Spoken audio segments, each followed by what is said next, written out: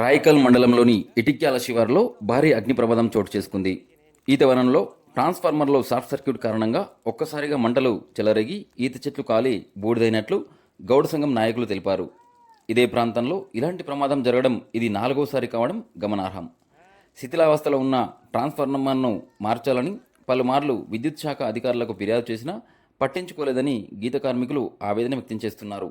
మంటలు ఆర్పే ప్రయత్నంలో గీత కార్మికుల పనిముట్లు కూడా పూర్తిగా దగ్ధమయ్యాయి. దీంతో అనేక కుటుంబాలు ఉపాధి కోల్పోయే పరిస్థితి నెలకొంది.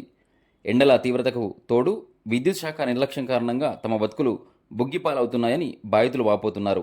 ఈ ఘటనపై గీత కార్మికుల సంఘం నాయకులు జవాజీ నర్సగౌడ్, మరిపల్లి లక్ష్మణ్ గౌడ్ స్పందిస్తూ విద్యుత్ శాఖ నిర్లక్ష్యంపై ఉన్నత స్థాయి విచారణ జరిపి బాధితులపై కఠిన చర్యలు తీసుకోవాలని డిమాండ్ చేశారు. అలాగే నష్టపోయిన ప్రతి కుటుంబానికి ₹1,00,000 పరిహారం అందించి ప్రమాదకర ట్రాన్స్ఫార్మర్ను వెంటనే తొలగించాలని కోరారు.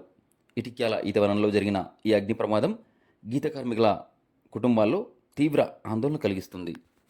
అందరము మాట్లాడున్నది ఏమనగా, ఇక్కడ మేము ఈ కట్టుకు చెట్లు కోసినాము, ఇక్కడ ఇప్పుడు ఇక్కడనే గీస్తున్నాము.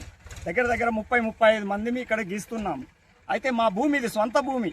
ఈ భూమి లోపల విద్యుత్ అధికారులు ఇక్కడ ఇక్కడ దీన్ని ట్రాన్స్ఫరం వేసినారు.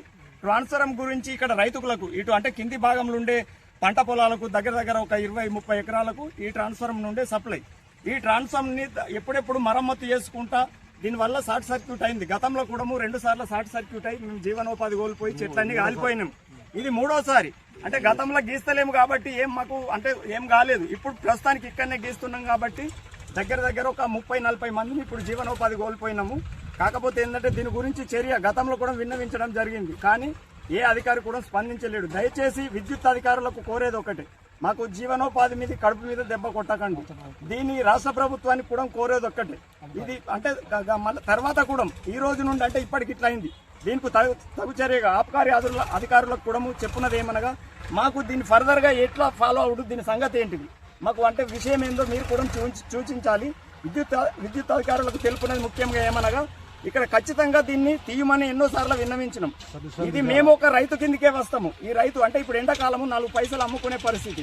కాకపోతే ఇది ఇప్పుడు జీవనోపాధి కోల్పోయినాము. దీనికి ఏమి చెప్తారు, దీని భవిష్యత్తులో దీన్ని ట్రాన్స్ఫార్మర్ తీస్తారా, మరి గతంలో కూడా ఇట్లనే కొనసాగించాలనుకుంటున్నారా?